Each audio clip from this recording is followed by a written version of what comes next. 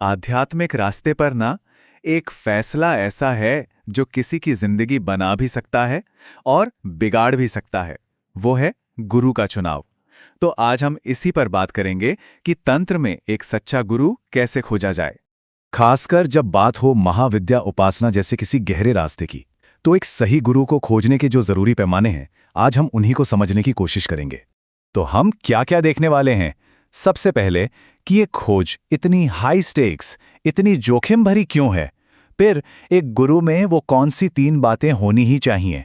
एक साधक की क्या जिम्मेदारी बनती है? विद्वता और आध्यात्मिक शक्ति में क्या फर्क है, ये भी समझेंगे। और आखिर में इस रास्ते पर आगे कैसे बढ़ा जाए।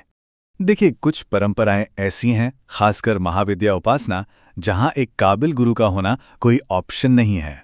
ये तो एकदम जरूरी है, इसके बिना आगे बढ़ ही नहीं सकते। अब ऐसा क्यों है? क्योंकि ये जो रास्ता है ना, इसमें बहुत गहरी और पेचीदा साधनाएं होती हैं, और इन साधनाओं का ज्ञान वो किसी किताब से नहीं मिलता। इसके लिए एक ऐसे गुरु की जरूरत पड़ती है जो खुद एक जीती जागती परंपरा का हिस्सा हो, जहां ज्ञान पीढ़ी दर पीढ़ी आगे बढ़ा हो। तो सवाल ये उठता है कि किसी गुरु की योग्यता को परखें कैसे? चलिए उन 3 सबसे जरूरी शर्तों पर नजर डालते हैं जो किसी भी गुरु में होनी ही चाहिए, खासकर महाविद्या दीक्षा देने के लिए।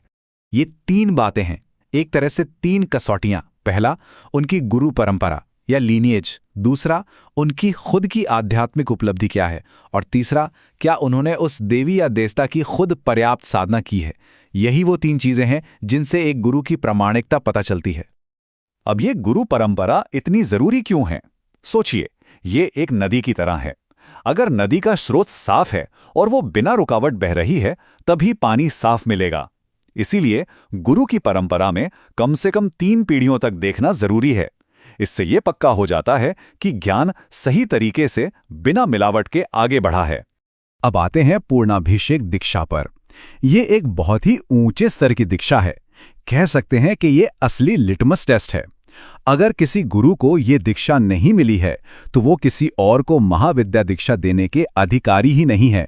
बात सीधी है। और ये दीक्षा कोई मामूली चीज नहीं है। ये इतनी बड़ी जिम्मेदारी है, इतना गहरा संकल्प है कि इसके बाद रास्ते से वापस लौटने का कोई सवाल ही पैदा नहीं होता। It's a point of no return. ठीक है, तो गुरु में क्या देखना है ये तो समझ आ गया। पर अब बात करते हैं साधक की, यानी जो गुरु की तलाश में है, उसकी क्या जिम्मेदारी है? क्योंकि जांच पड़ताल का सारा काम असल में उसी को करना है। कहते हैं ना, फल को देखकर ही पेड़ का पता चलता है। ये बात यहाँ एकदम